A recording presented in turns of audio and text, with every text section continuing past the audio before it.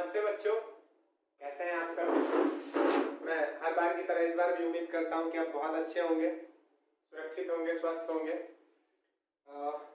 आज का जो लेक्चर है वो इलेक्ट्रिक फील्ड है, लेकिन लेक्चर पे जाने से पहले मैं आपको बता देना चाहता हूं कि मेरा नाम पंकज ओझा है और हमारा जो चैनल है वो है फिजिक्स वर्ल्ड। तो आप लेक्चर्स देखने से पहले आप चैनल को सब्सक्राइब कर लीजिए। चैनल को सब्सक्राइब आप कर लेंगे तो आप पे नोटिफिकेशंस जाती रहेंगी कि कब मैंने वीडियो अपलोड किया है, कौन सी वीडियो अपलोड हुई है। साथ में एक और अच्छी बात मैं आपको बता देता हूं कि आप यहाँ पे जो पढ़ रहे हो इस पूरे इस चैप्टर में, इसमें आपको डिटेल में बोर्ड से नोट्स नहीं बनाना है। आप बस कॉपी कलम लेके अपनी मेमोरी के लिए उसको लिखते जाइए। बाकी का पूरा मैं नोट्स चैप्टर एक बार खत्म होता है या बीच में ही जैसे मेरा बन जाएगा वैसे ही मैं पूरा का पूरा नोट्स क्या कर दूंगा, अपलोड कर दूंगा। ठीक है। तो आज एक बहुत ही नया टॉपिक है, बहुत इंपॉर्टेंट टॉपिक है इलेक्ट्रिक फील्ड। बहुत अच्छी बातें हम इसमें देखने वाले हैं। 2-3 लेक्चर्स होंगे इस टॉपिक पे। सवाल करेंगे हम, बहुत सारे न्यूमेरिकल्स करेंगे, बोर्ड लेवल के भी न्यूमेरिकल करेंगे और कुछ कंपटीशन लेवल के भी न्यूमेरिकल हम करेंगे। ठीक है, तो आइए चालू करते हैं इलेक्ट्रिक फील्ड। चलिए, इलेक्ट्रिक फील्ड पढ़ने से पहले आपने जो पीछे लास्ट के जो टॉपिक्स हैं एक बार मैं आपको रिकॉल करा देता हूं कि हमने क्या क्या पढ़ लिया है। हमने चार्ज पढ़ा, ठीक है। उसके बाद हमने प्रॉपर्टीज ऑफ चार्ज पढ़ा, टाइप्स ऑफ चार्ज पढ़ा। उसके बाद हमने क्या पढ़ा था, इलेक्ट्रोस्टैटिक फोर्स पढ़ा था। ठीक है, कि एक चार्ज दूसरे चार्ज पे एक फोर्स लगाता है, उसको हम क्या बोलते हैं, इलेक्ट्रोस्टैटिक फोर्स बोलते हैं। उसके बाद हमने क्या पढ़ा था, इलेक्ट्रोस्टैटिक फोर्स और ग्रेविटेशनल फोर्स के बीच में कुछ डिफरेंशिएशन वगैरह, सिमिलरिटीज वगैरह पढ़ी थी हमने। उसके बाद हमने परमिटिविटी और रिलेटिव परमिटिविटी पढ़ा था। रिलेटिव परमिटिविटी आपको क्या बताता है, आपको पता है रिलेटिव परमिटिविटी, वो जो एप्सिलॉन था परमिटिविटी, उसमें हमने पढ़ा था कि एक ग्रेविटेशनल फोर्स और एक इलेक्ट्रोस्टैटिक फोर्स कैसे अलग होता है। तो उस परमिटिविटी की वजह से, वो परमिटिविटी बताता है कि किस मीडियम में इलेक्ट्रोस्टैटिक फील्ड कितना लगेगा, इलेक्ट्रोस्टैटिक फोर्स कितना लगेगा। ग्रेविटेशनल फोर्स हर जगह सेम होता है, दो बॉडीज के बीच में, वाटर में भी वही ग्रेविटेशनल फोर्स होगा, एयर में भी वही ग्रेविटेशनल फोर्स होगा और वैक्यूम में भी वही ग्रेविटेशनल फोर्स होगा। लेकिन इलेक्ट्रोस्टैटिक फोर्स मीडियम पे क्या करता है, डिपेंड करता है। ठीक है, इतनी बात हमने पढ़ ली थी। अब आज का जो टॉपिक है हमारा इलेक्ट्रिक फील्ड। इलेक्ट्रिक फील्ड समझते हैं क्या होता है इलेक्ट्रिक फील्ड। अच्छा, मुझे आप एक बात बताइए कि मान लेते हैं कि एक कोई चार्ज है Q, प्लस Q चार्ज है, ठीक, और एक यहाँ पे एक छोटा सा चार्ज रख देते हैं हम Q0। अभी मैं इस Q0 के बारे में डिटेल में बताऊंगा। अभी आप समझिए कि एक Q0 चार्ज है जो कि क्या है, पॉजिटिव नेचर का है। ये भी क्या है, पॉजिटिव नेचर का है। ठीक है, इलेक्ट्रिक फील्ड के कॉन्सेप्ट को पहले आप फील कीजिए कि क्या होता है इलेक्ट्रिक फील्ड। सबसे पहले कोई भी टॉपिक क्यों आया है, उसको पढ़ने की जरूरत क्या है, ये देखना बहुत जरूरी है। एक बार मैं कैमरा चेक कर लूं, ये भी बहुत जरूरी है, चल रहा है कि नहीं मेरा camera. Yes, my camera is working. हाँ, तो एक छोटा सा हमने चार्ज रखा। इस चार्ज के बारे में मैं बताता हूं आपको। इसको हम क्या बोलते हैं, टेस्ट चार्ज बोलते हैं। चलिए इसके बारे में मैं आपको बता ही देता हूं। इसको हम क्या बोलते हैं, टेस्ट चार्ज बोलते हैं, टेस्ट चार्ज। ठीक है, ये क्या होता है, ये होता है वेरी, VERY, वेरी स्मॉल, बहुत ही स्मॉल होता है, बहुत स्मॉल होता है। ठीक है, उसके बाद नेचर मैंने आपको बता ही दिया था कि ये क्या होता है, पॉजिटिव इन नेचर होता है। अब बोलो इस चार्ज, ये टेस्ट चार्ज जो है ये एक थ्योरेटिकल कॉन्सेप्ट है, थ्योरेटिकल कॉन्सेप्ट है, थियरी है। प्रैक्टिकली ऐसा कोई चार्ज होता नहीं है। ये हम अपनी कल्पना करते हैं कि एक टेस्ट चार्ज ऐसा कुछ होता है। टेस्ट चार्ज का मतलब होता है कि वो चार्ज जिसपे क्या किया जा सके, एक्सपेरिमेंट्स की जा सके, जिसपे टेस्ट कर सके हम। ठीक है, चलिए, ये एक टेस्ट चार्ज है। इतनी बातें हम, test charge positive in nature होता है, इसको क्या बोलते हैं, टेस्ट चार्ज बोलते हैं। बहुत वेरी स्मॉल होता है, पॉजिटिव नेचर और थ्योरेटिकल होता है। इसका रियल में ये नहीं एग्जिस्ट करता है, रियल में ये एग्जिस्ट नहीं करता है। ठीक है, अब ये वाला जो चार्ज है, इस वाले चार्ज पे क्या लगाएगा, ये आप नोट कर लेना, मैं मिटा दे रहा हूं। ये वाला जो चार्ज है, इस चार्ज पे क्या लगाएगा, फोर्स लगाएगा। कौन कौन सा फोर्स लगाएगा? इलेक्ट्रोस्टैटिक फोर्स लगाएगा, इलेक्ट्रोस्टैटिक फोर्स लगाएगा। ठीक, पढ़ा है हमने कूलम्ब्स लॉ में, इलेक्ट्रोस्टैटिक फोर्स इस पे लगेगा। ठीक है, अच्छा एक बात, एक हम काम करते हैं कि थोड़ी देर के लिए हम इस चार्ज को ढक लेते हैं, छुपा लेते हैं। थोड़ी देर के लिए हम इस चार्ज को क्या कर लेते हैं? छुपा लेते हैं, या बीच में ऐसा कुछ लगा देते हैं जिससे कि इधर वाले आदमी को ये वाला पॉजिटिव जो चार्ज है ये दिखे ना। ठीक है, ठीक। अब एक बात बताओ कि तब क्या इस पे कोई इलेक्ट्रोस्टैटिक फोर्स लग रहा है? अच्छा, अभी तो ये वाला इस पे कैसा फोर्स लगाएगा? इस डायरेक्शन में फोर्स लगाएगा ना, बोलेगा तुम मेरे से क्या हो जाओ, दूर चले जाओ, तुम मेरे से दूर चले जाओ, दोनों पॉजिटिव इन नेचर है। ठीक है, अब जैसे ही हमने यहाँ पे एक कोई मीडियम लगा दिया, मतलब कि इसलिए ताकि इधर वाले लोगों को, इधर वाले ऑब्जेक्ट्स को ये चार्ज ना दिखे, तब भी इस पे एक फोर्स लगेगा या नहीं लगेगा? बिल्कुल लगेगा, मानते हो कि लगेगा? अरे यार, एक मैग्नेट ले लो, दो मैग्नेट ले लो, एक मैग्नेट को बुक के इस साइड रख दो और दूसरे मैग्नेट को बुक के उस साइड रख दो, दोनों मैग्नेट्स आपस में क्या होंगे? अट्रैक्शन या रिपल्शन शो करेंगे? कुछ भी हो, आप उनके बीच में, उनके प्यार के बीच में कुछ भी, कितने भी रोड़े अटका लो, वो दो तो मिलेंगे ही प्रेमी, या लड़ेंगे ही। कपल्स लड़ते भी हैं, सिर्फ मिलते ही नहीं है। चलो, तो इसमें क्या करते हैं हम, यहाँ पे ये इस पे ऐसे लगा दी हमने, तो भी यहाँ पे फोर्स इस पे लग रहा होगा कि नहीं लग रहा होगा? लग रहा होगा। क्यों लग रहा होगा? तो यहीं से जनरेट होता है ये concept electric field. Electric field का मतलब होता है कि भले ये चार्ज दिखे या ना दिखे, लेकिन इसने अपने अगल बगल एक बाउंड्री सेट कर ली है। क्या कर लिया है? एक बाउंड्री सेट कर ली है, एक एरिया कवर कर लिया है, जिसमें कि इस फोर्स पे या उस एरिया में, उस इलाके में अगर कोई दूसरा चार्ज लेके आते हो तो उस पे इलेक्ट्रोस्टैटिक फोर्स लगता है। समझो, इसने क्या कर दिया, भले ये दिखे या ना दिखे, लेकिन इसने अपने अगल बगल क्या कर दिया? एक फील्ड बना लिया, एक इलाका बना लिया। बोले सर, इलाका कुत्तों का होता है, चार्ज का भी इलाका होता है। उसने क्या कर दिया? एक इलाका बना लिया है, जिसमें कि अगर कोई दूसरा चार्ज तुम लेके आओगे तो वो एक फोर्स को एक्सपीरियंस करेगा, वो एक फोर्स को क्या करेगा? एक्सपीरियंस करेगा। ठीक, एंड दैट फील्ड, दैट इलाका इज कॉल्ड इलेक्ट्रिक फील्ड। उसी इलाके को हम क्या बोलते हैं? इलेक्ट्रिक फील्ड बोलते हैं। डिफाइन कैसे किया जाता है? The field around a charge in which and another charge experiences an electrostatic force. The field around the charge, लिखता हूं मैं इसको, the FIELD field around, AROUND, around a charge in which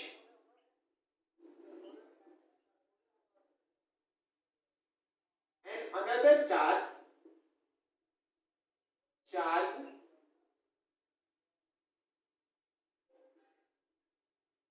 experiences an electric force is called electric field, FIELD। समझे? Is called electric field. किसी भी charge के चारों तरफ का वह इलाका जिसके अंदर किसी दूसरे चार्ज को लेके अगर आओ तो वो एक इलेक्ट्रोस्टैटिक फोर्स फील करे, उस इलाके को क्या बोलते हैं हम? इलेक्ट्रिक फील्ड बोलते हैं। समझ में आई बात? ये होता है इलेक्ट्रिक फील्ड का डेफिनेशन। ठीक, अब बोलो कि सर इलेक्ट्रिक फील्ड का डेफिनेशन तो आप चलिए बता दिया आपने इलेक्ट्रिक फील्ड का डेफिनेशन। यहाँ पे इस वाले चार्ज को हम लेके आए, ठीक है, ये वाला चार्ज एक क्या कर रहा है? फोर्स को फील कर रहा है। हाँ, जहां पे ये उस फोर्स को फील करना बंद कर दे, वहीं पे इस चार्ज की इलेक्ट्रिक फील्ड क्या हो जाएगी? खत्म हो जाएगी। अभी उस पर हम बात करेंगे कि ये कहां पे खत्म होगा, कितनी दूर तक जाएगा। कहां तक इन दोनों के बीच में पवित्र रिश्ता रहेगा, कहां तक ये दोनों अट्रैक्शन या रिपल्सन शो करेंगे, धीरे धीरे सारी बातें हम करेंगे। लेकिन अभी की कहानी ये है क्या कि the field around which a charge in which another charge experience an electric field is called electric force is called electric field। ठीक, चलिए अब आगे बढ़ते हैं इसमें, आगे बढ़ते हैं कैसे आगे बढ़े, बढ़ जाओ सर, जैसे मन वैसे हमको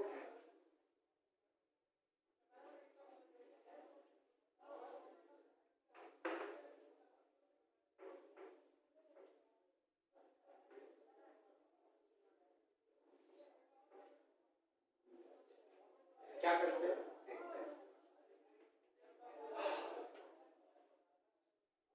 इसके बारे में, इलेक्ट्रिक फील्ड के बारे में कैसे कुछ बातें जान लेते हैं। It is represented represented by E. इसको कैसे रिप्रेजेंट करते हैं, ई से, और ऊपर वेक्टर मैंने इसलिए लगाया क्योंकि it is a vector quantity, QUANTITY, ये क्या होती है, वेक्टर क्वांटिटी होती है। अब ये वेक्टर क्वांटिटी होती है यानी कि इसका डायरेक्शन भी होना चाहिए। अगर ये वेक्टर क्वांटिटी है तो इसका क्या होना चाहिए, डायरेक्शन भी होना चाहिए। तो वही मैं आपको डायरेक्शन बताता हूं कि इलेक्ट्रिक फील्ड का किसी चार्ज की वजह से इलेक्ट्रिक फील्ड का डायरेक्शन क्या होता है। ठीक है, देखो अगर कोई पॉजिटिव चार्ज है तो इलेक्ट्रिक फील्ड कैसी होती है, इलेक्ट्रिक फील्ड रेडियली आउटवर्ड होती है, रेडियली आउटवर्ड, ऐसे। रेडियली आउटवर्ड का मतलब क्या होता है बता रहा हूं मैं अभी आपको, RADIALLY, रेडियली आउटवर्ड। और अगर कोई नेगेटिव चार्ज है तो इसकी वजह से जो फील्ड होती है वो कैसी होती है, कैसी होती है सर, बताता हूं, अभी बताता हूं मैं। अगर कोई नेगेटिव चार्ज है तो उसकी वजह से जो फील्ड होती है वो होती है रेडियली, RADIALLY, रेडियली। यानी कि कोई पॉजिटिव चार्ज का इलेक्ट्रिक फील्ड क्या होता है, वो बाहर की तरफ निकल लग रहा, वो ऐसा प्रतीत होता है कि वो बाहर की तरफ क्या हो रहा है, फैल रहा है। और वहीं एक इलेक्ट्रिक फील्ड, इलेक्ट्रिक जो नेगेटिव चार्ज होता है इसकी वजह से जो फील्ड लगता है क्या, अंदर की तरफ। एक तरीके से आप इसको इमेजिन कर सकते हो कि ये वेव्स जैसा छोड़ता है। प्रैक्टिकली में ये लाइंस नहीं होती है ना, ये लाइंस नहीं होती, ऐसा लाइंस मत समझ लेना, लाइंस नहीं होती है। आपके अर्थ पे लॉन्गिट्यूड और लैटिट्यूड जो बना रहता है, ऐसे ही है ना धरती, तो इस पे ऐसे ऐसे ऐसे ऐसे फिर ऐसे ऐसे ऐसे ऐसे ये बना है ना, ये ग्लोब पे आपको दिखता है ना, लेकिन प्रैक्टिकली पे ऐसा थोड़ी है अर्थ पे। ये हमने क्या किया है, अपनी कल्पना की है ऐसी। तो उसी तरीके से ये असल में ऐसा नहीं है कि तुम एक चार्ज कहीं पे ले जाकर रख दोगे तो वहां से ऐसे लाइंस निकलने लगेंगी, नहीं, ये हमने इमेजिन किया है कि ये बाहर की तरफ इसका फील्ड होता है और इसका फील्ड का डायरेक्शन अंदर की तरफ होता है। अंदर की तरफ होता है मतलब इसका मतलब ये मत समझ लेना कि ये सिकुड़ रहा है और ये फैल रहा है। डायरेक्शन का मतलब ये होता है कि इलेक्ट्रिक फील्ड एक फिजिकल क्वांटिटी है, और फिजिकल क्वांटिटी है और वो एक वेक्टर क्वांटिटी है, फिजिकल वेक्टर क्वांटिटी है। तो इसका मतलब इसका कुछ डायरेक्शन होना चाहिए। तो पॉजिटिव चार्ज के इलेक्ट्रिक फील्ड का डायरेक्शन बाहर की तरफ और नेगेटिव चार्ज के इलेक्ट्रिक फील्ड का डायरेक्शन अंदर की तरफ। अभी हम निकालना सीखेंगे कि इलेक्ट्रिक फील्ड निकाला कैसे जाता है। अभी आपको समझ में आ रहा होगा सर फील्ड का डायरेक्शन क्या होता है, बिल्कुल होता है, इलेक्ट्रिक फील्ड का भी डायरेक्शन होता है। अच्छा देखो, मैं रेडियली बता रहा था कि रेडियली बताना भूल गए, तो व्हाट इज रेडियली। देखो ये चार्ज है तो इसकी जो इलेक्ट्रिक फील्ड होगी, मैंने बोर्ड पे तो सिर्फ ऐसे प्लेन में बना दिया है ना, बोर्ड पे मैंने आपको प्लेन में बना दिया, लेकिन एक्चुअल में वो क्या होगा, सारे डायरेक्शन में होगा। जैसे मान लेते हैं कि ये एक चार्ज है, मान लेते हैं ये कोई पॉजिटिव चार्ज है, तो इससे इलेक्ट्रिक फील्ड इधर भी जाएगी, इधर भी जाएगी, इधर भी होगी, इधर भी होगी, ऊपर भी होगी, नीचे भी होगी, मतलब पूरे डायरेक्शन में होगी। ठीक ऐसे ही जैसे मान लो कि सन है, तो सन से जो उसकी रेज निकलती है वो हर डायरेक्शन में निकलती है ना। हमको लगता है कि सिर्फ हमारी तरफ आ रही है क्योंकि हम एक साइड से देखते हैं। अगर सन के चारों तरफ तुम स्पेस रॉकेट में जाके घूमो तो वो चारों तरफ निकल रही है, या भी जो रेज निकल रही है वो हर डायरेक्शन में निकल रही है। उसी तरीके से ये रेडियली आउटवर्ड का मतलब होता है कि हर डायरेक्शन में बाहर, स्फेरिकल नेचर में वो बाहर निकल रही है, ठीक है। इसी तरीके से ये रेडियली इनवर्ड का मतलब अंदर की तरफ। समझ में आई कहानी? ये होती है इसकी बातें, ये रेडियली आउटवर्ड और रेडियली इनवर्ड। अच्छा देखो अब आगे पढ़ते हैं।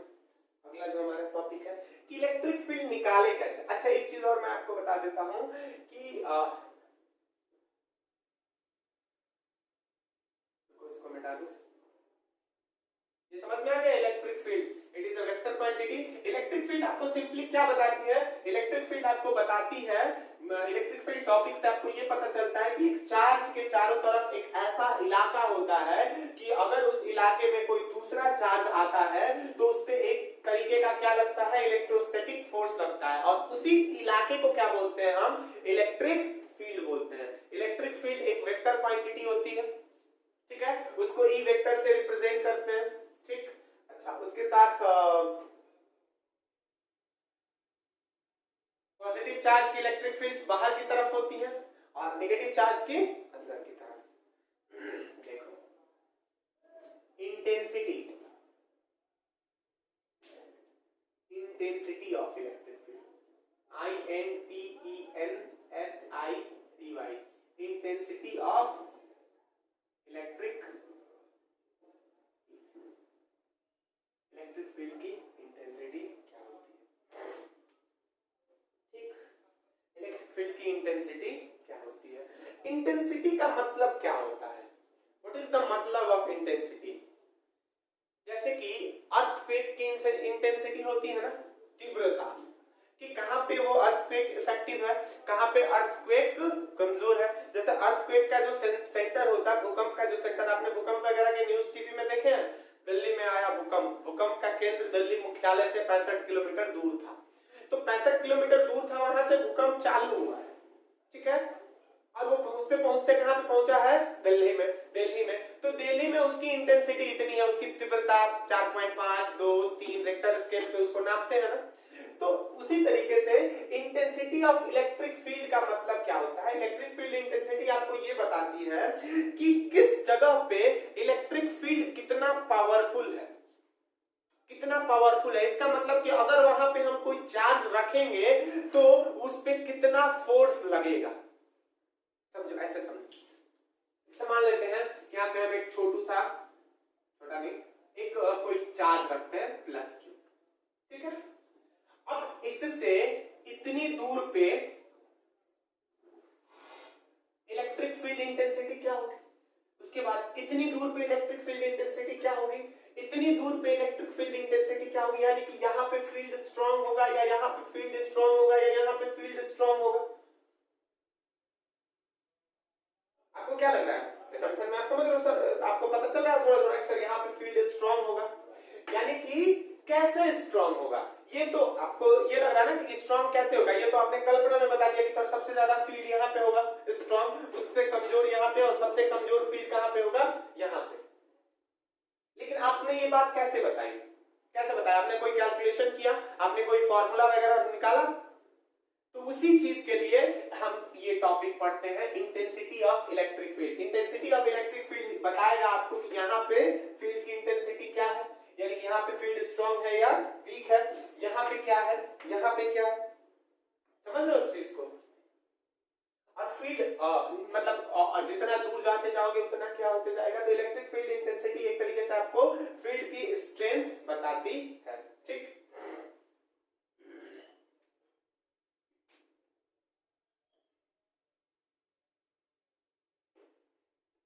कहीं पे देखो हर बार इंटेंसिटी नहीं लिखा जाता है, ये भी लिख दिया जाता है कि यहाँ पे इलेक्ट्रिक फील्ड क्या है, यानी कि इसका मतलब यही कहा जा रहा है कि यहाँ पे इलेक्ट्रिक फील्ड इंटेंसिटी क्या है, ठीक है। चलिए तो इलेक्ट्रिक फील्ड इंटेंसिटी निकालने का फॉर्मूला मैं आपको बताता हूं। पहले प्रोसेस समझिए कि क्या किया जाता है। किसी पॉइंट पे, ठीक है, मान लेते हैं कि इलेक्ट्रिक फील्ड निकालना है, यहां से कोई पॉइंट है, r डिस्टेंस की दूरी पे कोई पॉइंट है p, ठीक है, r डिस्टेंस या h डिस्टेंस की दूरी पे कोई पॉइंट है p। तो इस चार्ज की वजह से की वजह से इस पॉइंट P पे इलेक्ट्रिक फील्ड इंटेंसिटी क्या होगी, इसका भी सिंबल वही होता है, ई ही होता है। इस पॉइंट पे इलेक्ट्रिक फील्ड इंटेंसिटी क्या होगी, निकालने का तरीका क्या होता है, ठीक है। तो निकालने का तरीका आप देख लीजिए। पहला कि वहां पे उस पॉइंट,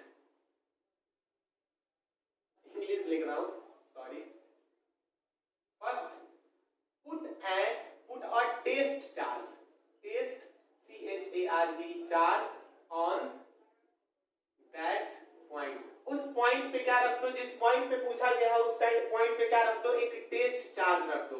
रख दिया मैंने टेस्ट चार्ज। टेस्ट चार्ज का मतलब क्या होता है, positive in nature, very very very small, ठीक है। टेस्ट चार्ज हमने क्या कर दिया, रख दिया। दूसरा स्टेप कि find the force, find the electrostatic force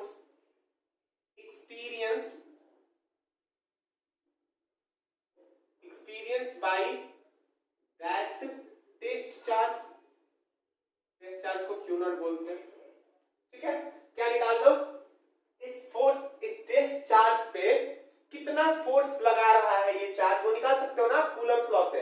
इस टेस्ट चार्ज पर ये वाला पॉजिटिव चार्ज कितना फोर्स लगा रहा है वो निकाल सकते हो ना। उसके बाद क्या कर दो, उस फोर्स को उस टेस्ट चार्ज के मैग्नीट्यूड से डिवाइड कर दो, मिल गया आपको इस पॉइंट का इलेक्ट्रिक फील्ड इंटेंसिटी या स्ट्रेंथ ऑफ इलेक्ट्रिक फील्ड। इसको ये भी हम बोलते हैं STRENGTH, strength of electric field. समझिएगा इस चीज को। क्या करना है आपको, जिस पॉइंट पे इलेक्ट्रिक फील्ड इंटेंसिटी निकालनी है उस पॉइंट पे एक टेस्ट चार्ज रखो, ओके। उसके बाद क्या करो कि उस टेस्ट चार्ज पे वो चार्ज कितना फोर्स लगा रहा है वो फोर्स निकाल लो, फिर उस फोर्स के मैग्नीट्यूड से उस टेस्ट चार्ज के मैग्नीट्यूड को क्या कर दो, डिवाइड कर दो, आपको मिल जाएगा इलेक्ट्रिक फील्ड। यानी कि इलेक्ट्रिक फील्ड का फॉर्मूला होता है, इलेक्ट्रिक फील्ड इंटेंसिटी का, force experience per unit charge, force experience per unit charge. मैं अभी बताता हूं आपको, पहले ये समझिए, ये वाला फॉर्मूला देखिए। तो इलेक्ट्रोस्टैटिक फील्ड निकालने का, electric field sorry intensity of electric field निकालने का फॉर्मूला E। F की वैल्यू क्या हो जाएगी, कूलम्स लॉ में आपको बताया गया ना, K Q1, तो Q1 क्या है Q, Q2 क्या है Q नॉट, अपन इनके बीच का डिस्टेंस कितना है R स्क्वायर। तो चलिए ये हो गया K Q not upon R square divided by कितना Q नॉट, ये Q नॉट से Q नॉट खत्म हो गया, यानी कि E की value KQ by R square. This is the formula to calculate electric field intensity at a point which is R distance from the charge due to this charge. ये formula होता है KQ by R square। इस formula को note कर लो, बहुत important formula है KQ by R square। समझ गए, KQ by R square।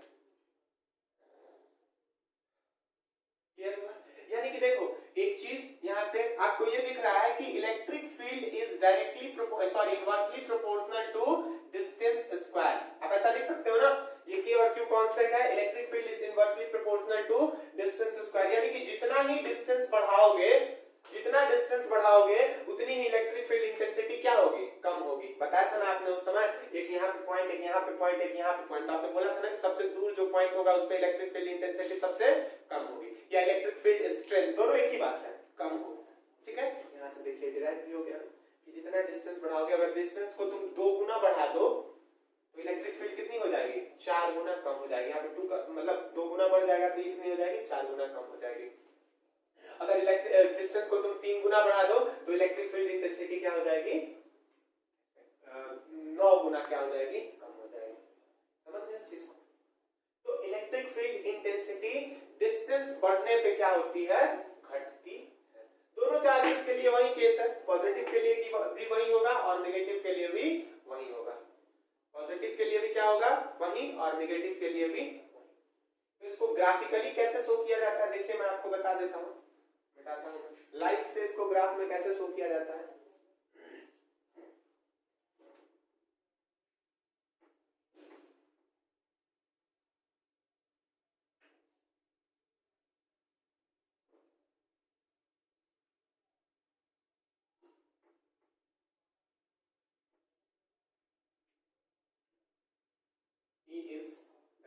Proportional to r square plus q. देखो इसको ऐसे बनाया जाता है,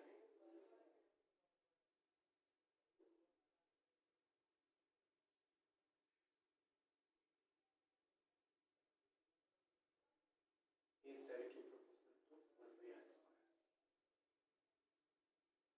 ठीक,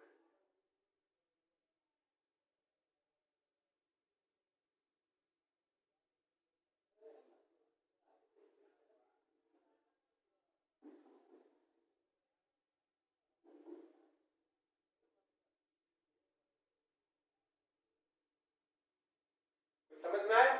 देखिए ये वाला जो नजदीक वाला था, ये एरो क्या था, बड़ा था, ठीक है। उसके बाद जैसे जैसे हम दूर होते जा रहे हैं वैसे वैसे एरो क्या होते जा रहा है, छोटा होते जा रहा है। तो ये शो कर रहा है कि जो इलेक्ट्रिक फील्ड है, इधर भी बना सकते हैं, ये शो कर रहा है कि इलेक्ट्रिक फील्ड जो है वो क्या है, दूर जाने पे कम होता है, ठीक है।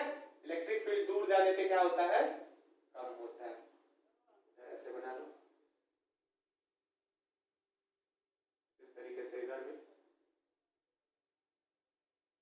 दूर जाने पे इलेक्ट्रिक फील्ड क्या होगा, कम होगा। उसी तरीके से नेगेटिव का बनेगा, तो नेगेटिव का बनेगा तो नेगेटिव में सारी चीजें सेम रहेंगी, बस एरो इधर से इस डायरेक्शन में ऐसा हो जाएगा एरो, ठीक है। समझ गए आप इस चीज को, ठीक है। अच्छा अगर ग्राफ आपसे पूछता है कि E वर्सेस R का ग्राफ बनाइए, E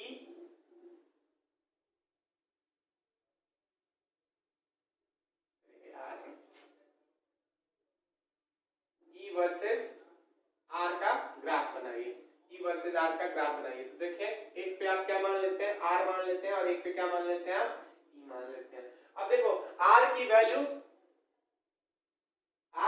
जितनी क्या बोलते हैं कि घटाओगे बढ़ाओगे, E की वैल्यू उतनी ही क्या होगी, कम होगी। तो इसका ग्राफ देखो ऐसे बनता है, स्क्वायर का लॉ का ग्राफ क्या बनता है, ऐसे बनता है, ये ग्राफ होता है, ठीक है। R की वैल्यू जितनी घटाओगे, देखो R जितना बढ़ रहा है E क्या हो रहा है, उतना ही घट रहा है ना, एकदम कर्व से घटेगा, ये होता है ग्राफ। इसको आप नोट कर लीजिएगा, E वर्सेस R का ऐसा ही ग्राफ होता है। एक चीज और, एक और इंपॉर्टेंट बात कि E की जो वैल्यू है, इलेक्ट्रिक फील्ड स्ट्रेंथ की वैल्यू जहां पे जीरो हो जाएगी, समझिएगा इस चीज को, बहुत इंपॉर्टेंट बात है कि इलेक्ट्रिक फील्ड स्ट्रेंथ की वैल्यू जहां पे जीरो हो जाएगी वहीं पे इलेक्ट्रिक फील्ड क्या हो जाएगा, खत्म हो जाएगा। E की वैल्यू जहां पे जीरो हो जाएगी वहीं पे इलेक्ट्रिक फील्ड स्ट्रेंथ क्या हो जाएगा, इलेक्ट्रिक फील्ड स्ट्रेंथ की वैल्यू जहां पे जीरो हो जाएगी, जहां पे इंटेंसिटी जीरो हो गई वहीं पे इलेक्ट्रिक फील्ड खत्म, वहीं तक इलेक्ट्रिक फील्ड रहेगा, यही है ना। तो E की वैल्यू जीरो कहां पे होगी, E की वैल्यू कहां पे जीरो होगी, देखो फॉर्मूला क्या होता है, E is equal to k q by r square. अगर R की वैल्यू इंफिनिटी ले लो, R की वैल्यू इंफिनिटी ले लो तो E की वैल्यू क्या हो जाती है, जीरो हो जाती है ना। यानी कि इलेक्ट्रिक फील्ड क्या होती है, इनफाइनाइटली फैली होती है, यानी कि एक ही चार्ज से प्लस क्यू चार्ज से जो इलेक्ट्रिक फील्ड निकल रही है, नो मैटर वो कितना छोटा चार्ज हो, उससे इलेक्ट्रिक फील्ड कहां तक जाती है, इंफिनिटी तक जाती है। छोटा एकदम ही छोटा नहीं होना चाहिए टेस्ट चार्ज की। तो जो, हाँ एक चीज और मैं बता दूं कि ये जो टेस्ट चार्ज होता है क्यू नॉट, इसकी कोई इलेक्ट्रिक फील्ड नहीं होती है, नो इलेक्ट्रिक फील्ड, इसकी कोई इलेक्ट्रिक फील्ड नहीं होती है। उस समय एक चीज जोड़ लेना, लिख लेना कि टेस्ट चार्ज की कोई इलेक्ट्रिक फील्ड नहीं होती, ये बहुत छोटा होता है। लेकिन अगर आपसे कोई पूछता है कि इलेक्ट्रिक फील्ड नॉर्मली कहां तक जाती है किसी नॉर्मल चार्ज की, तो वो इनफिनिटी तक जाती है। यानी कि ये टेस्ट चार्ज इस चार्ज की नजर से कहीं नहीं छुप सकता है, तुम इसको कहीं पे भी ले जाके छुपा दो, थोड़ा बहुत इस पे इलेक्ट्रोस्टैटिक फोर्स लगेगा, ठीक है। चलिए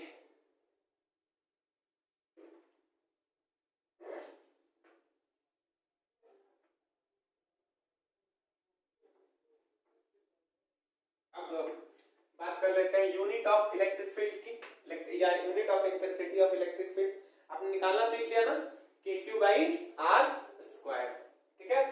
चलिए unit of electric field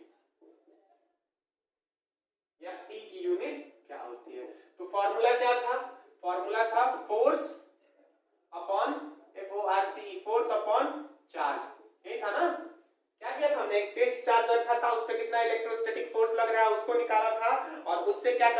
divide कर दिया था किसको, उसी चार्ज को, उस टेस्ट चार्ज के मैग्नीट्यूड से, तो फोर्स अपॉन चार्ज यानी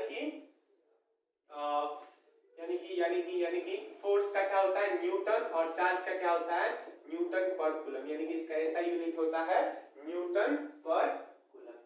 ठीक है, डायमेंशन की अगर बात करें DIMENSION, डायमेंशन की बात करें तो फोर्स क्या क्या होता है MLT-2, यही होता है ना फोर्स का MLT-2, और चार्ज का कितना हो जाएगा 80।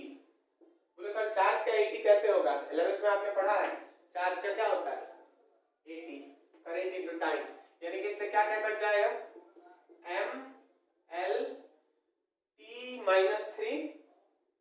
MLT-3 और A-1, ये होता है इलेक्ट्रिक फील्ड इंटेंसिटी का डायमेंशन। तो इतनी सारी बातें हुई हैं अभी तक। ठीक है, इलेक्ट्रिक फील्ड निकालने का फॉर्मूला, इसमें इंपॉर्टेंट फॉर्मूला ये है, E का फॉर्मूला आप याद कर लीजिए KQ/R²। ठीक है, ये अच्छा डायरेक्शन की बात करें तो पॉजिटिव में ये आउटवर्ड रेडियली आउटवर्ड, और नेगेटिव में ये नेगेटिव चार्ज के लिए रेडियली इनवर्ड। एक देखो अगर ये याद नहीं आता आपको तो आप समझ लीजिए, देखिए कि direction DIRECTION, direction of electric field is along the direction of force experienced by test charge। Electric field की डायरेक्शन वही होती है जो कि उस टेस्ट चार्ज के फोर्स की डायरेक्शन होती है। टेस्ट चार्ज पे जिस डायरेक्शन में फोर्स लग रहा है वही डायरेक्शन इलेक्ट्रिक फील्ड की होती है। जैसे देखो प्लस Q यहाँ पे है और टेस्ट चार्ज यहाँ पे जैसे मान लेते हैं कि Q0 है, तो इस टेस्ट चार्ज पे फोर्स का डायरेक्शन ऐसे लगेगा ना बाहर की तरफ, तो यहाँ से इलेक्ट्रिक फील्ड्स भी क्या हो जाएंगी बाहर की तरफ, मतलब कि ऐसी ऐसी ऐसी और ऐसी इस तरीके से। अच्छा यही टेस्ट चार्ज है, कहां पे मैं लिखूं, ये मान लेते हैं नेगेटिव है। ठीक है, फिर से यहाँ पे टेस्ट चार्ज रखो, तो अब की बार ये वाला इस टेस्ट चार्ज पे किस डायरेक्शन में फोर्स लगाएगा। टेस्ट चार्ज हमेशा क्या होते हैं पॉजिटिव इन नेचर होते हैं, याद है ना आपको, टेस्ट चार्ज हमेशा क्या होते हैं पॉजिटिव इन नेचर होते हैं, हमेशा पॉजिटिव ही रहेंगे, ये असम्पशन है, माना गया है। तो ये क्या हो जाएगा, ये इसको अपनी तरफ ऐसे खींचेगा ना, तो यहाँ पे इलेक्ट्रिक फील्ड का डायरेक्शन भी ऐसे ऐसे ऐसे और कुछ इस तरीके से। ठीक है, नोट कर लीजिएगा इसको अगर चाहे आप तो ठीक।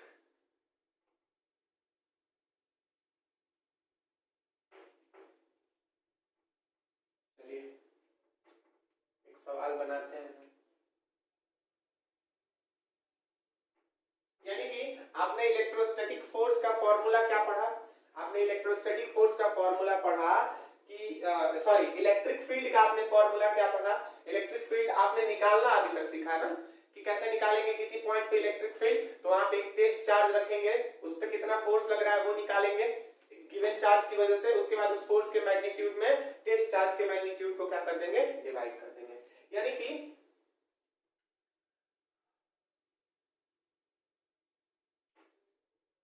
Electric field is equal to force FORC, force experienced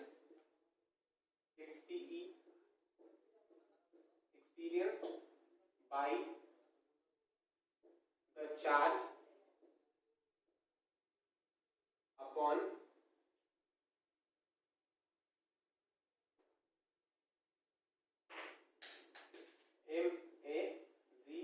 MAGNI, magnitude of the charge, force experienced by the charge divided by magnitude of the charge। Test charge रखा था ना उस समय में, निकालने का तरीका ये होता है। ठीक, चलिए ये वाला भी फॉर्मूला आप लिख लीजिए। ठीक है, ओके। तो electric field intensity is equal to force experienced by the charge divided by magnitude of the charge. ठीक है, इसको आप ऐसे भी लिख सकते हो, इसको इसकी डेफिनेशंस आप ऐसे भी लिख सकते हो कि what is electric field intensity? तो इलेक्ट्रिक फील्ड इंटेंसिटी को ऐसे भी लिखा जा सकता है force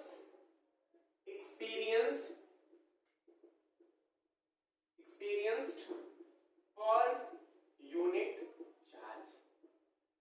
Force experienced per unit charge is called electric field intensity at that point. किसी इलेक्ट्रिक फील्ड के रीजन में अगर किसी स्पेशल पॉइंट पे इलेक्ट्रिक फील्ड इंटेंसिटी पूछी जाए या स्ट्रेंथ ऑफ इलेक्ट्रिक फील्ड पूछा जाए तो आप क्या लिखोगे? स्ट्रेंथ ऑफ इलेक्ट्रिक फील्ड पूछा जाए तो आप क्या लिखोगे कि force experienced per unit charge. जैसे उस समय देखो पर यूनिट चार्ज ही निकाल रहे थे, आपको अगर कंफ्यूजन हो रहा होगा कि सर टेस्ट चार्ज का कॉन्सेप्ट कैसे आया, तो हम टेस्ट चार्ज रख के चेक कर रहे थे, ठीक है, टेस्ट चार्ज रख के चेक कर रहे थे, लेकिन उस समय भी निकाल ही रहे थे कितना force experienced by that charge upon magnitude of charge, ठीक है। चलो तो ये चीज समझ में आ गई। अच्छा एक और टॉपिक है इसमें बता देता हूं आपको मैं,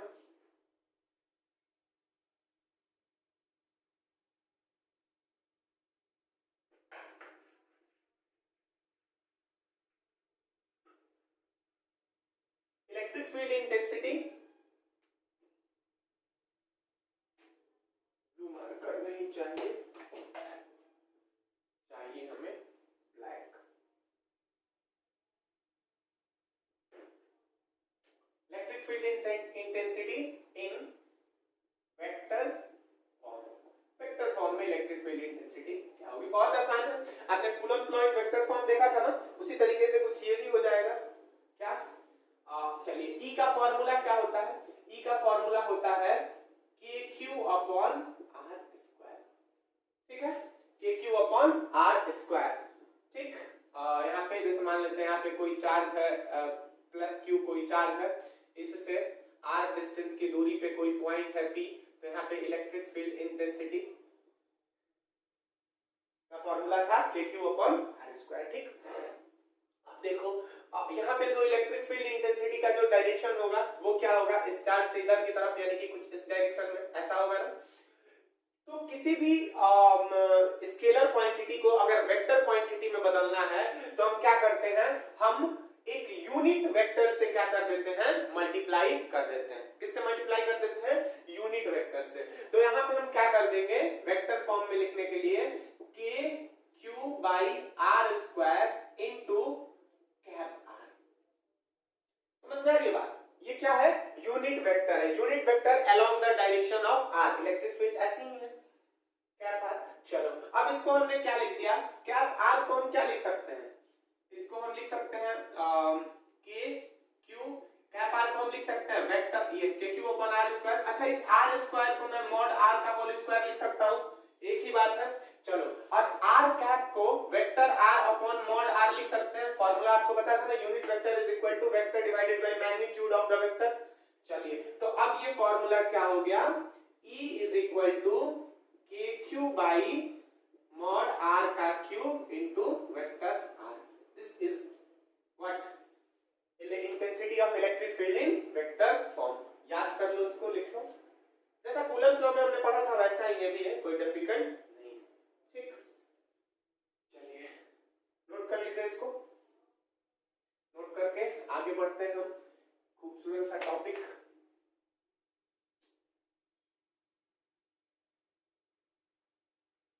अच्छा अभी तक हम जो भी इलेक्ट्रिक फील्ड इंटेंसिटी पढ़ रहे थे वो किसकी वजह से पढ़ रहे थे? पॉइंट चार्ज की वजह से पढ़ रहे थे। मतलब कि एक ही कोई चार्ज था, इसकी वजह से यहाँ ये कोई चार्ज है, यहाँ पे प्लस क्यू है, पॉइंट चार्ज है, इसकी वजह से इस वाले पॉइंट पे इलेक्ट्रिक फील्ड इंटेंसिटी की वैल्यू क्या थी वो निकालना हम सीख रहे थे, ठीक है, पॉइंट चार्ज की वजह से पढ़ रहे थे। अब अगर कोई ऐसा सवाल आ जाए कि एक सिस्टम ऑफ चार्ज की वजह से, हेडिंग हमारा ये होगा इलेक्ट्रिक फील्ड इंटेंसिटी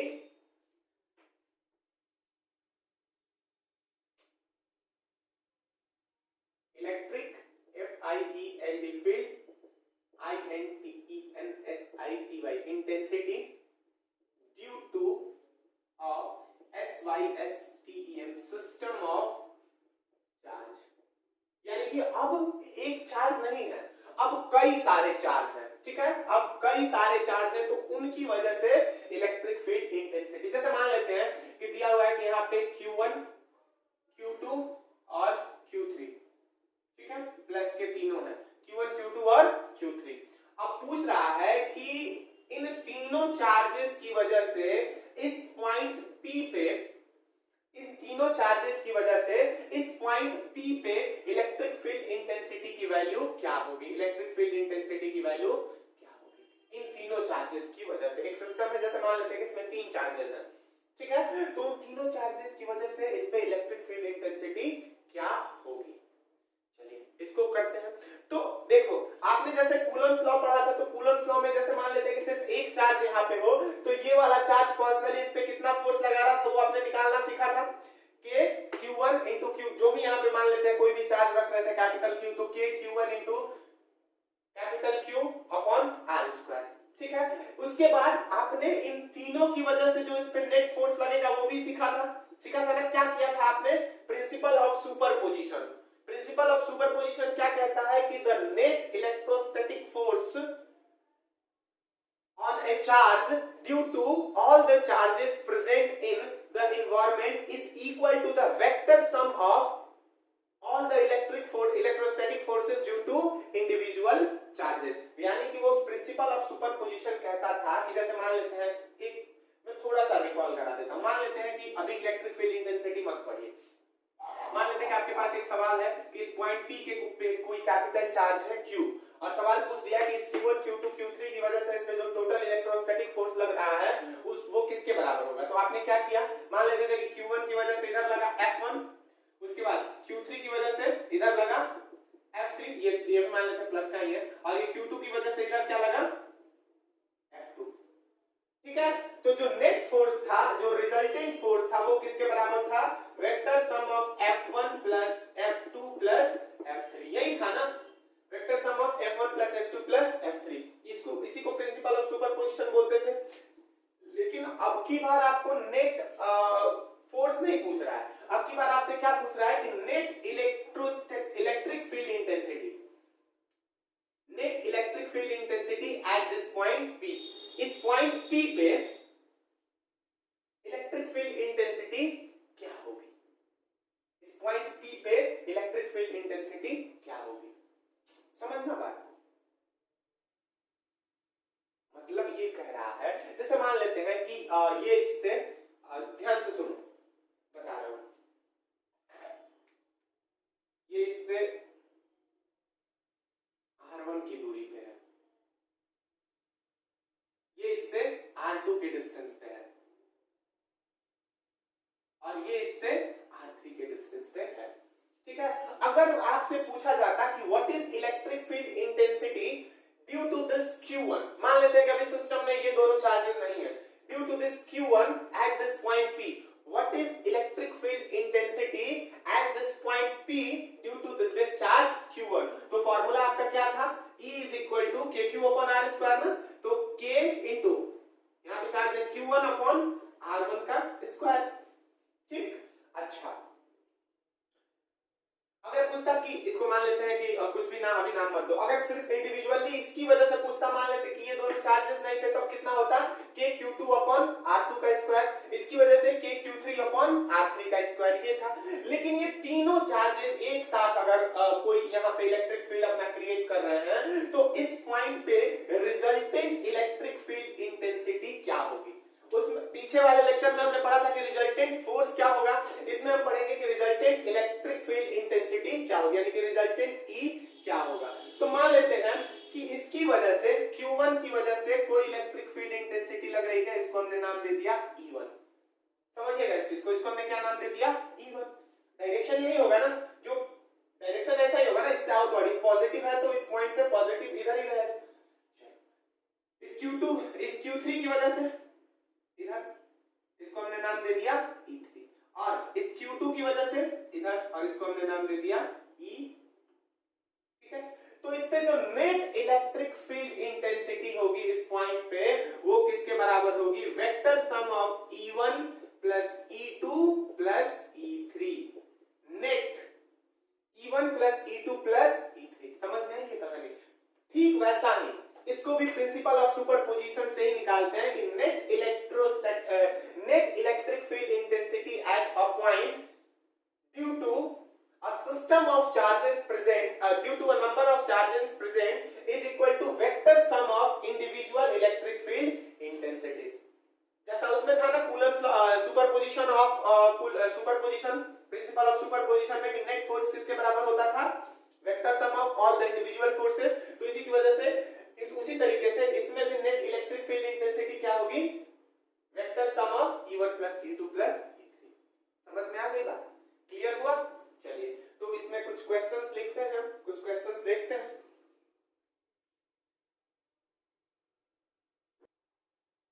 चलिए सवाल बनाइए.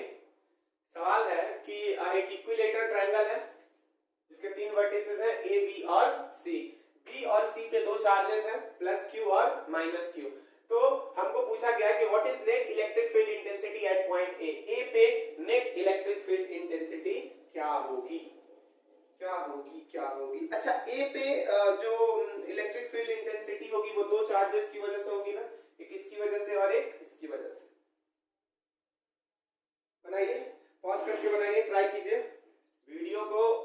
वो 2 ये वाला डंडी है ना 2, इसको क्या बोलते हैं पॉज बोलते हैं. इस पे टीपिए अंगूठे से और फिर बनाइए. मैं रुक जाऊंगा, मैं अगर इधर रहूंगा तो ऐसे रुक जाऊंगा, इसलिए मैं हट जा रहा हूं. बन गया? चलिए अब इसको सॉल्व करने की कोशिश करते हैं. अच्छा क्या कहा गया है कि आप individual electric field intensity individually निकालना जानते हो. इसकी वजह से इस पे जो इलेक्ट्रिक फील्ड इंटेंसिटी होगी इस पॉइंट पे उसको मैं नाम दे देता हूं. पहले तो उसका डायरेक्शन इधर ऐसा होगा, कुछ ये पॉजिटिव है ना तो उधर की तरफ होगा.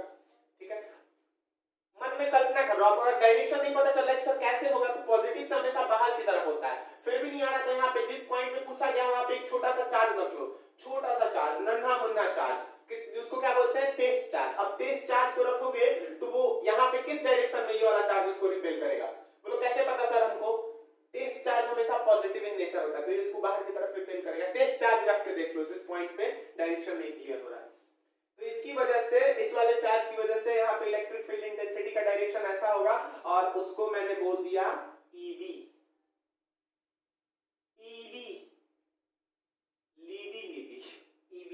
चलो अच्छा इस वाले की वजह से यहाँ पे टेस्ट चार्ज रखो तो ये नेगेटिव है, test charge positive in nature होता है तो ये इसको खींचेगा तो इसका डायरेक्शन हो जाएगा कुछ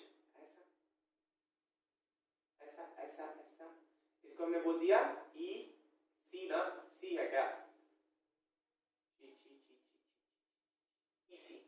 ओके ओके ओके ओके ठीक है. अब देखो नेट ई जो हो जाएगा, नेट ई यहाँ पे वो किसके बराबर हो जाएगा vector sum of EB plus EC. Vector sum of EB plus EC. अब ईबी की वैल्यू क्या होगी अलग अलग निकाल लेते हैं हम. इधर निकाल ले रहा हूं मैं. EB is equal to EB पहले आप बता दीजिए के, यहाँ पे क्यू है ना, के क्यू अपॉन इनके बीच का डिस्टेंस कितना है ए स्क्वायर.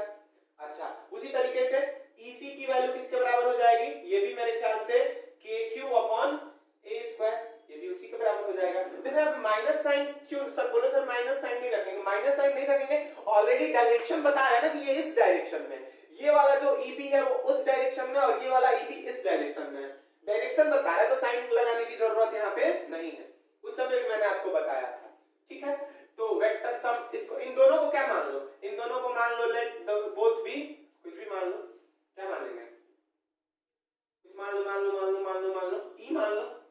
नहीं ई तो इसको ही माना है, इसको ई नेट लिखो. ठीक है इसको ई नेट लिखो तो इसको क्या मान लो ई मान लो. तो अब E net is equal to हो जाएगा under root E square plus 2 into E into इन दोनों के बीच का एंगल कितना होगा. देखो दोनों ई ही लिखा, मैं ई भी इसी ना लिख के ई ही लिख दिया, कोई दिक्कत नहीं है ना.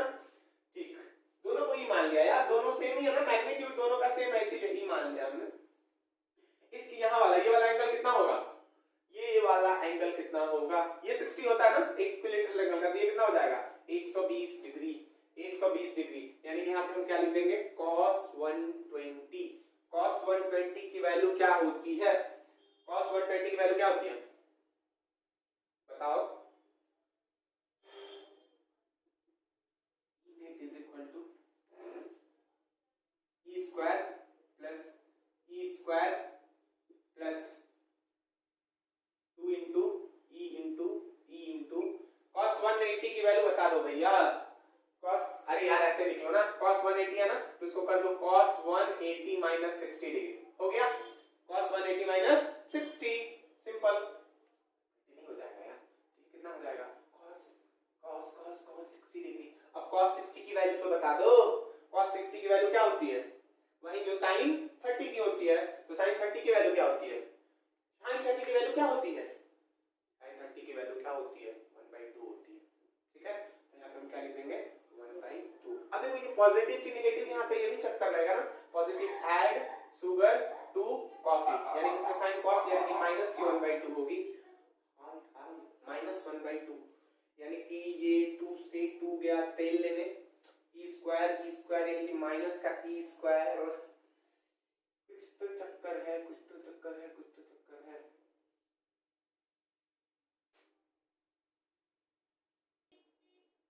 तो गड़बड़।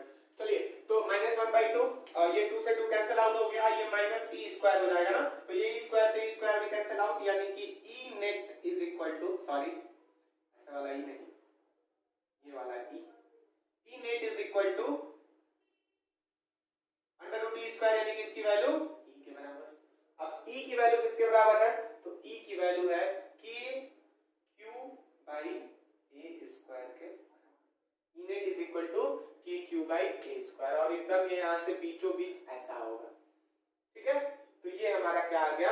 आंसर आ गया, दिस इज द आंसर। ठीक है, चलिए, तो इसी तरीके से जितने भी सवाल हैं आप सवाल बनाइए, जो भी डाउट्स हैं आप डाउट्स पूछते रहिए। ठीक है, इसी से जैसा उसमें सवाल था वैसा इसमें भी सवाल होगा, फिगर वगैरह का। आपको मैं बहुत सारे, मैं 1-2 सवाल आपको होमवर्क दे देता हूं, आप कर लीजिएगा।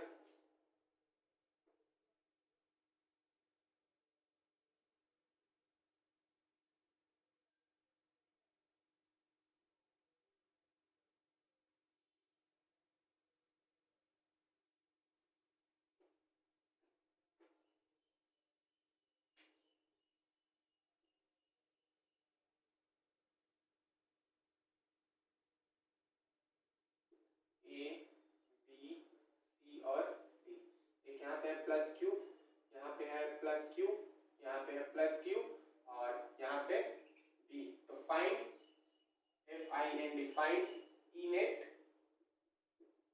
एट, सवाल इसको आप बनाइएगा। ये एक स्क्वायर है जिसकी साइड आप x वगैरह कुछ भी मान लीजिए, x मान लीजिए, a मान लीजिए, जो भी मान लीजिए। ठीक है, तो चलिए अगला लेक्चर आएगा थोड़े टाइम के बाद, तब तक के लिए आप इस पे प्रैक्टिस कीजिए, क्वेश्चंस बनाइए, नेट से खोज के क्वेश्चंस बनाइए, अगर बुक है आपके पास तो बुक के क्वेश्चन बनाइए। ठीक है, तो विदा लेते हैं हम आपसे इन्हीं शब्दों के साथ, मिलेंगे फिर, बाय बाय।